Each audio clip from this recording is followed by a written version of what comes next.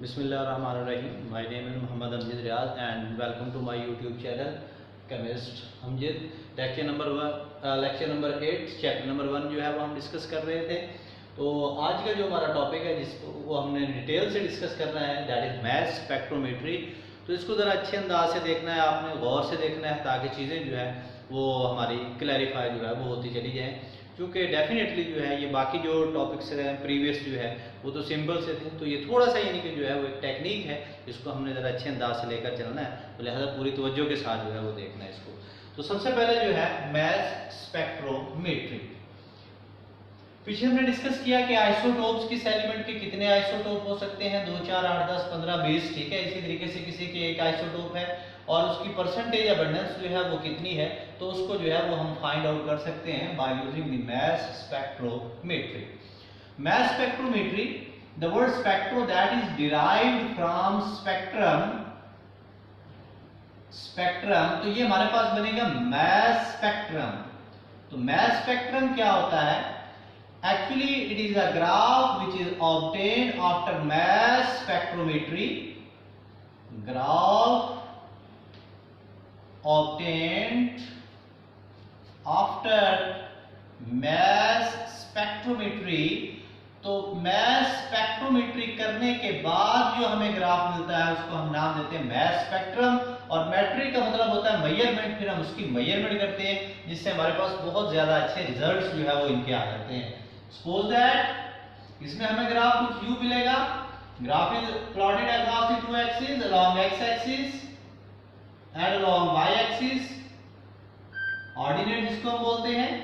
तो along x axis जो है वो हमारे पास आएगी मास टू चार्ज रेशियो, जबकि अलोंग y एक्सिस जो है ये परसेंटेज अबंडेंस ये आती चली जाएगी। और इस पर जो रिजल्ट्स है ना वो हमें यू पीक्स की सूरत में मिलेंगे। अगर किस एलिमेंट्स की जो है वो 3 पीक्स बन रही हैं तो हम कहेंगे उसके आइसोटोप्स भी 3 होंगे। अगर किसी एलिमेंट की 4 पीक्स आती है तो हम कहेंगे नंबर ऑफ आइसोटोप जो है वो उनके 4 होंगे। तो number of peaks tells us about number of isotopes. जितनी ज्यादा पीक्स होंगी उतने ही ज्यादा आइसोटोप्स होंगे। Number of peaks tells us about the number of isotopes, and height of peak it will tell us about the percentage abundance of isotope. जितनी बड़ी peak होगी उतनी उसकी परसेंटेज अबंडेंस ज्यादा होगी, जितनी छोटी पीक होगी उतनी इसकी परसेंटेज अबंडेंस जो है वो कम होगी। तो यहाँ पर ये बात नोट करने वाली है, number of peaks tells us about the number of isotope and height off peak it will tells us about the percentage abundance of isotope. Third one, जिस नंबर पे 20 है, 21 है, 22 है, एनीवन यहां पर ये पीक बन रही है वही जो है इसका मैस आ जाएगा आइसोटोप का। अगर वो 20 पर पीक बन रही है तो हम कहेंगे इसका आइसोटोप का मैस 20 है या 21 है, 22 है एंड सो ऑन। तो याद रखना है कि मैथ स्पेक्ट्रोमेट्री ये टेक्निक का नेम है, जबकि इसके लिए जो हम इंस्ट्रूमेंट यूज करते हैं उनको हम मैथ स्पेक्ट्रोमीटर का नाम देते हैं। तो मैथ स्पेक्ट्रोमीटर एक अलग टर्म है, मैथ स्पेक्ट्रोमेट्री एक अलग टर्म है। तो मैथ स्पेक्ट्रोमेट्री इस टेक्निक का नेम है। तो पहले हम मैथ स्पेक्ट्रोमेट्री जो है उसको डिफाइन करने जा रहे हैं। Math spectrometry it is the analytical technique which tells us, जो कि हमें बताती है किसके बारे में? First of all it tells us about number of isotopes, number of isotopes of elements, किस एलिमेंट के कितने आइसोटोप हो सकते हैं। Number 2, it tells us about exact masses of isotopes. Third one, it tells us about percentage abundance of isotopes। अगर हम इस percentage abundance को कार्बन 12 से कोरिलेट कर लेंगे तो ये हमारे पास बन जाएगी relative percentage abundance, relative percentage abundance of isotopes। Similarly organic chemistry के अंदर अगर हम देखते हैं तो इनके फ्रेगमेंट्स बनाने के बाद इनकी स्ट्रक्चर एलुसिडेशन भी करते हैं। तो ये एक वसी टर्मिनोलॉजी है जो कि डिफरेंट एनालिसिस के लिए हम इसको यूज कर सकते हैं। That is a definition of mass spectrometry, not of the mass spectrometer. तो ये जो टेक्निक है ये जिस प्रिंसिपल पर काम करती है वो प्रिंसिपल क्या है पहले हम इसको देखेंगे। ये मोस्टली जो है शॉर्ट क्वेश्चन में पूछ भी लिया जाता है कि write the principle of mass spectrometry. याद रखना है in this technique the substance is first volatilized. सबसे पहले हम इसके वेपर्स बनाएंगे। वोलेटाइल का मतलब होता है इनके वेपर्स बनाना है, इनको वेपर्स में कन्वर्ट करना है। देन आयोनाइज्ड, फिर हम आयोनाइजेशन करेंगे इसकी, वेपर जो बनेंगे उनकी। आयोनाइजेशन के रिजल्ट में gaseous positively charged ions are formed. Gaseous positively charged ions बनेंगे हमारे पास। ये gases positively charge ions they are separated, इनको हम अलग करेंगे on the base of mass to charge ratio. अलग करने के बाद M stands for mass, E stands for charge और ये mass to charge ratio. Then they are recorded, फिर हम इनको रिकॉर्ड करेंगे। Then they are recorded in the form of peaks. ये जो हमने ऊपर बनाई है ये रिजल्ट हमारे पास आ जाएगा इन पीक्स की सूरत में। अगर ये पीक्स 3 बनती हैं, जितनी पीक्स बनेगी number of peaks tells us about the number of isotope and height off peak tells us about the percentage abundance of isotope. तो और जिस नंबर पर पीक बनेगी वो उस आइसोटोप का जो है वो मास होगा। थर्ड वन, इनको हम मास स्पेक्ट्रोमेट्री करने के लिए जो हम इंस्ट्रूमेंट यूज करते हैं उनको हम नाम देते हैं मास स्पेक्ट्रोमीटर। तो मास स्पेक्ट्रोमीटर सबसे पहले जो है एस्टन ने एक इंस्ट्रूमेंट बनाया, इसको हम नाम देते हैं एस्टन मास स्पेक्ट्रोग्राफ। आइसोटोप को डिफरेंशिएट करता है on the base of atomic masses, Aston mass spectrograph, and that is not used for sample which exist in the solid state. Number 2, Dempster, इसने एक मास स्पेक्ट्रोमीटर बनाया जिसका नाम डेम्स्टर मास स्पेक्ट्रोमीटर रखा गया। तो जो हमारे पास मॉडर्न स्पेक्ट्रोमीटर है तो वो डेम्स्टर मास स्पेक्ट्रोमीटर का ही प्रिंसिपल यूज करते हैं, इसी प्रिंसिपल पर जो है ये चल रही है। तो डेम्स्टर मास स्पेक्ट्रोमीटर जो है इसका क्या फायदा था? फर्स्ट ऑफ ऑल ये हमारे पास जो सैंपल है चाहे वो गैस है या लिक्विड है या फिर सॉलिड है, तीनों के लिए। और नंबर 2, अगर सैंपल हमारे पास मिलीग्राम में या माइक्रोग्राम में भी मौजूद है, so that is enough for mass spectrometry. अब हम जो है वो इसमें डिस्कस करेंगे प्रिंसिपल जो है ये किस तरीके से इसकी जो वर्किंग है वो क्या है, उसको हमने देखना है, वर्किंग ऑफ डेम्स्टर मास स्पेक्ट्रोमीटर। तो इसकी वर्किंग को जो है वो समझने के लिए हम यूज करेंगे ब्लॉक डायग्राम, जिसमें हम हर एक पार्ट को जो है वो सेपरेटली जो है उसको हम देखेंगे, हर एक पार्ट को अलग अलग जो है उसको डिस्क्राइब करेंगे ताकि समझने में जो है वो आसानी हो। देन जो है वो हम इसकी ओरिजिनल जो डायग्राम है उसकी तरफ मूव करेंगे। तो मैस स्पेक्ट्रोमेट्री में जो मैस स्पेक्ट्रोमीटर हम यूज कर रहे हैं उसकी वर्किंग क्या है, इसकी वर्किंग को जो है वो हम first of all block diagram इसकी हम डिस्कस करने जा रहे हैं।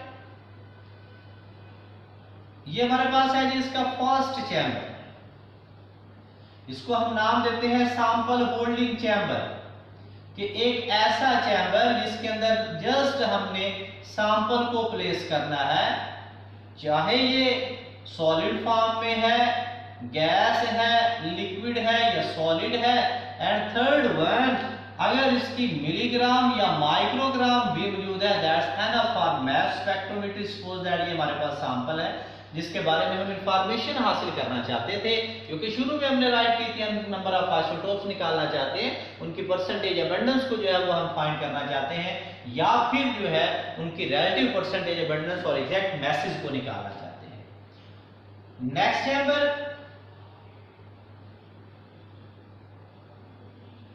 इसको हम नाम देते हैं वेपोराइजिंग चैम्बर। नाम ही काफी है कि ऐसा चैम्बर जिसमें हम वेपर्स बनाते हैं। तो ये जो हमारे पास सैंपल है इसको हम नेक्स्ट चैम्बर में दाखिल करेंगे। अगर तो ये गैसेस फॉर्म में है तो ऑलरेडी वेपोराइज्ड फॉर्म गैसेस फॉर्म में है तो इसके वेपर्स बनाने की जरूरत नहीं है, लिक्विड है या सॉलिड है तो डेफिनेटली जो है इसको हम हीट अप करेंगे तो इसके जो है वो वेपर्स बन जाएंगे। सपोज दैट इसमें वेपर्स जो है ये हमारे पास बन रहे हैं लाइकवाइज दिस रेड कलर के। नंबर 2 इसमें ये वेपर्स बन रहे हैं ब्लैक कलर के, ब्लैक डॉट से रिप्रेजेंट कर रहे हैं। और थर्ड वन जो है ये मैं ब्लू बना रहा हूं स्टार। इट मीन ये तीन मुख्तलिफ मैसेज वाले इसमें फ्रैगमेंट्स बन चुके हैं, और यहां पर इनका जो प्रेशर है उसको हमने 10⁻⁻6 टॉर से लेकर 10⁻⁻7 टॉर, जो कि बहुत कम है, लो प्रेशर रखना है ताकि इनकी जो कोलिजन है वो आपस में मिनिमाइज हो सके। और नेक्स्ट चैम्बर में हमने इसको पास करवाना है। सपोज दैट मैं यहां पर ये कह देता हूं कि ये आपके पास जो ब्लैक वाले हैं यूं कहें इसका मैस सबसे ज्यादा है, और यूं समझिए रेड वाले जो उनका मैस उनसे कम है, और ये स्टार वाले हैं उनका मैस जो है वो सबसे कम है। ये तीन मुख्तलिफ किस्म के फ्रैगमेंट्स भी बन सकते हैं, 5 मुख्तलिफ किस्म के फ्रैगमेंट्स बन सकते हैं, ये 2 मुख्तलिफ किस्म के फ्रैगमेंट्स भी बन सकते हैं, याद रखना। नेक्स्ट चैम्बर जो है जिसमें हम इसको दाखिल करते हैं, इस चैम्बर को जो है वो हम नाम देते हैं ionizing chamber. Ionizing chamber definitely जो है वो हम इसमें आयोनाइजेशन करवाएंगे। आयोनाइजेशन कैसे करवाएंगे? That chamber is called ionizing chamber, जिसमें हम आयोनाइजेशन करवाएंगे। और इसके लिए जो है वो हम यूज करते हैं फास्ट मूविंग इलेक्ट्रॉन को हम अटैक करवाते हैं। ये हमारे पास एक फिलामेंट है, जब हम इसको हीट अप करेंगे तो ये इलेक्ट्रॉन्स को जो है वो भेजेगा, फास्ट मूविंग इलेक्ट्रॉन जो है इसकी हमने बम्बार्डमेंट करवानी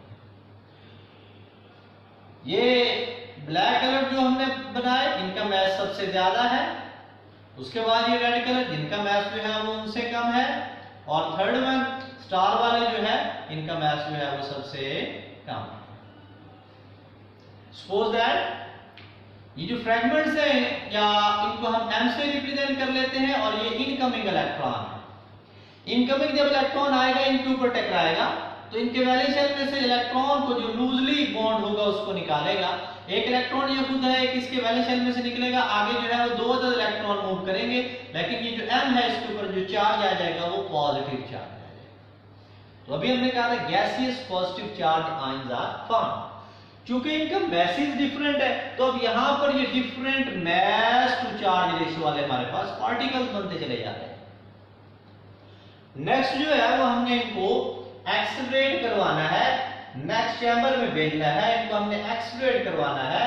तो इनको एक्सेलरेट करवाने के लिए हम लगा देते हैं एक्सेलरेटिंग प्लेट्स।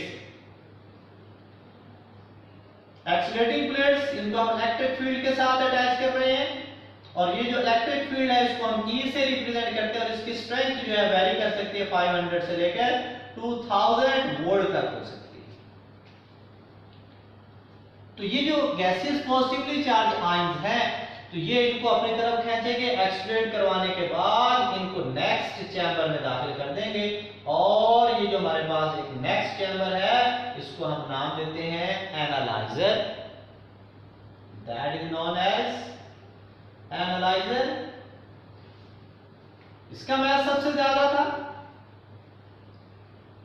इसी तरीके से इनका मैथ जो है वो उससे कम है और ये जो स्टार वाले हैं उनका मैथ जो है वो सबसे कम। इसमें एक्चुअली लगे होते हैं मैग्नेट और ये जो मैग्नेट है ये मैग्नेटिक फील्ड प्रोड्यूस करते हैं और ये जो मैग्नेटिक फील्ड की स्ट्रेंथ है इसको हम कैपिटल H से रिप्रेजेंट कर रहे हैं। एक्चुअली जो मैग्नेटिक फील्ड है ये different mass to charge ratio वाले जो पार्टिकल हैं इनको ये सर्कल में घुमाता है, सेमी सर्कुलर फॉर्म इसकी बनाता है। देन वो पार्टिकल बिल्कुल वैसे ही अगर हमारे पास एक 5 या 10 ग्राम का एक स्टोन हो उसको जो है वो हम किसी थ्रेड से बांध कर घुमा कर फेंके वो दूर गिरेगा और एक हमारे पास लाइट सा पार्टिकल है लाइक कॉटन प्लग है एनिमल कुछ भी है तो वो करीब गिरेगा। बिल्कुल इसी तरीके से ये भी इनको सर्कुलर फॉर्म में जो है इनको घुमाता है, घुमाने के बाद जिसका मैस सबसे ज्यादा होगा, जिसका मैस सबसे ज्यादा होगा उनको ये दूर फेंकता चला जाएगा। लाइक ये जो ब्लैक वाले डॉट्स थे इसको इसने सबसे दूर फेंक दिया, उसके बाद ये रेड वाले जो थे वो इसके और करीब आ जाएंगे और ये जो स्टार वाले हैं ये और करीब आ जाएंगे। तो ये डिफरेंट मैसेज वाले जो पार्टिकल है इसने इनको सेपरेट आउट कर दिया है, इसने एनालाइजर ने, ये एनालाइजर का काम है।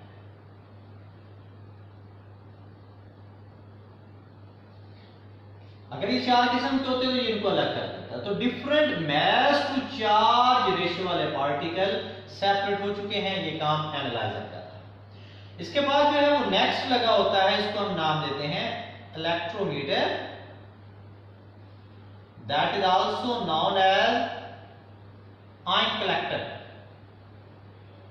आयन कलेक्टर इसका काम है आयंस को कलेक्ट करना, that is also known as electrometer. तो इसका फंक्शन ये होता है कि ये different mass to charge ratio वाले जो पार्टिकल आ रहे हैं, चार्जेस आ रहे हैं, इसको इसने डिटेक्ट करना है चार्जेस को और इनपुट इसकी जो है वो चार्जेस है और ये आउटपुट जो है वो हमें बनाकर देगा इलेक्ट्रिक फील्ड, इलेक्ट्रिक करंट बनाकर देगा ये हमें, आयन कलेक्टर का काम है। अगर इसको 3 डिफरेंट टाइप्स के चार्जेस मिलते हैं तो ये 3 डिफरेंट टाइप्स के जो है वो हमें करंट बनाकर देगा। 2 किस्म का मिल रहा है, 2 किस्म का एक है तो 1 किस्म का, तो ये मुख्तलिफ किस्म के पार्टिकल फ्रैगमेंट्स इसमें बन सकते हैं। अगर तो ये वोल्टेज एडअप है कि डिटेक्टर इसको डिटेक्ट कर रहा है इट्स फाइन, नहीं तो फिर हम क्या करते हैं इसी को मद्देनजर रखकर इसको हम एम्पलीफाई करते हैं और इसको एम्पलीफाई करने के लिए जो है वो हम लगाते हैं करंट एम्पलीफायर, जो कि इस करंट को एम्पलीफाई कर देगा, इसको बढ़ा देगा। उसके बाद जो है वो डिटेक्टर जो है वो इसको डिटेक्ट करेगा जो आउटपुट हमें मिल रही है और डिटेक्ट करने के बाद ये हमें रिजल्ट्स बनाकर देगा in the form of peaks along x axis and y axis। y axis के along हमने लिया था परसेंटेज अबंडेंस, जबकि along x axis जो है वो mass to charge ratio ले रहे थे। in the form of peaks हमें रिजल्ट मिले।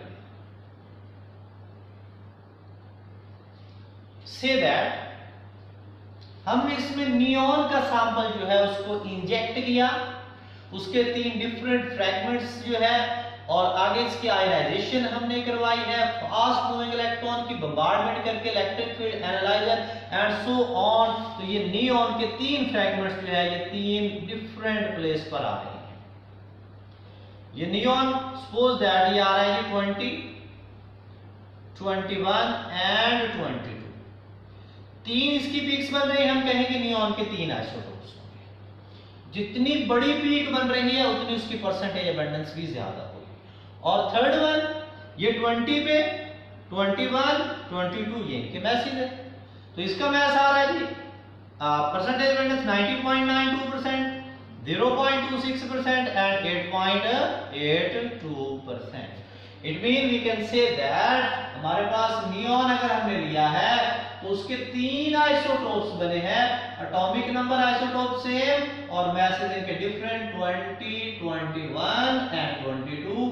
तो 20 वाला कितना आ रहा है जी 90.92%, 21 वाला कितना आ रहा है जी 0.26% और 22 वाला कितना आ रहा है जी 8.82%। ये इनके मैसेज आ जाएंगे और ये हमारे पास परसेंटेज अबंडेंस इनकी आ जाएगी।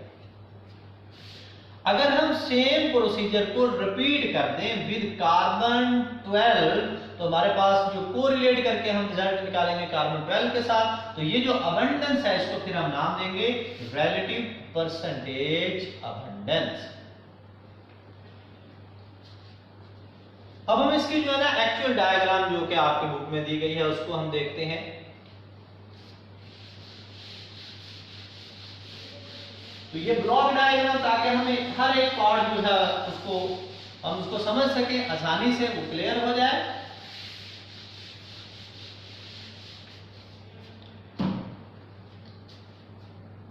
डैम्स्टर मास स्पेक्ट्रोमीटर,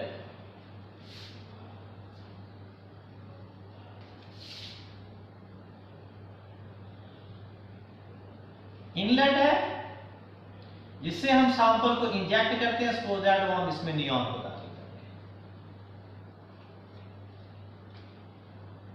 नियॉन चूंकि गैसेस फॉर्म में है, वेपराइज्ड फॉर्म में है, तो यहीं पर जो है वो हम इसकी कर लेते हैं ये आयोनाइजेशन। फास्ट मूविंग इलेक्ट्रॉन्स आ रहे हैं जो कि गैस के मॉलिक्यूल्स हैं, इनकी ये आयोनाइजेशन करेंगे।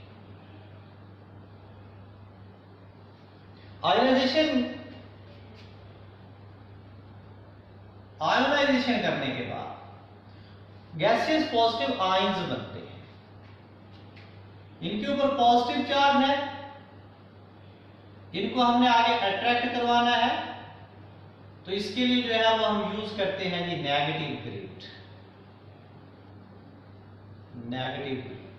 नेगेटिवली चार्ज है तो ये इन पॉजिटिवली चार्ज आयन जो मास टू चार्ज पार्टिकल इनको ये अपनी तरफ खींचेगा। नेक्स्ट जो है वो मिलेंगे हमें दो प्लेट्स और ये जो प्लेट्स है इनको हम नाम देते हैं जी एक्सेलरेटिंग प्लेट्स।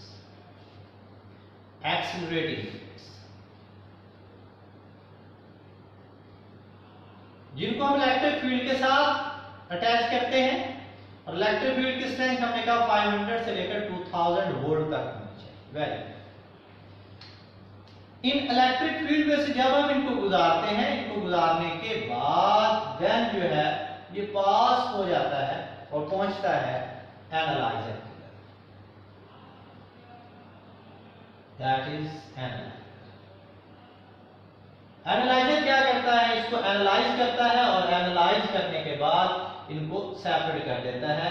वो जिनका मास टू चार्ज रेशियो सबसे कम है, उससे ज्यादा है, उससे ज्यादा है, 20 वाला जो है वो अलग हो जाएगा, 21 वाला अलग है, 22 वाला अलग हो जाएगा। देन जो है वो आगे इलेक्ट्रोमीटर है। इलेक्ट्रोमीटर जो है उसने इनको डिटेक्ट करना है और डिटेक्ट करने के बाद फिर नेक्स्ट जो है प्रोसेस के लिए भेज। तो ये जो सारा प्रोसेस है ये एक फार्मूले के तहत हो रहा है और वो जो फार्मूला है वो क्या है, m/e mass to charge ratio that is equal to h square r square over 2e। Actually इसकी डेरिवेशन जो है वो हमारे सिलेबस में नहीं है, नहीं तो हम उसको ड्राइव भी कर सकते हैं। Charge to mass ratio of particle, इस रिलेशन को हम गौर से अगर समझे तो ये हमें कुछ बता रहा है, इस कुछ इंफॉर्मेशन दे रहा है।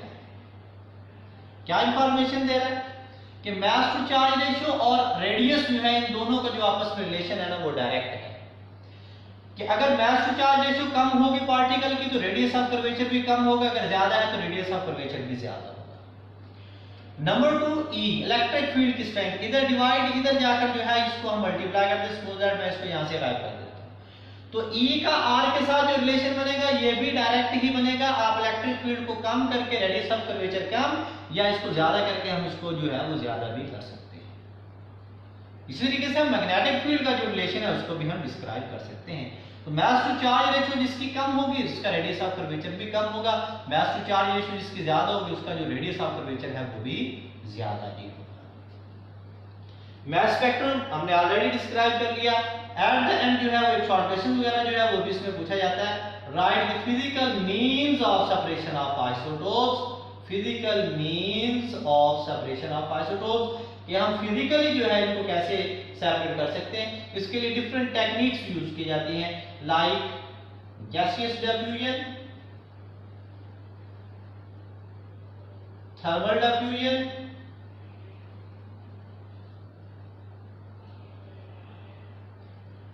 Laser separation,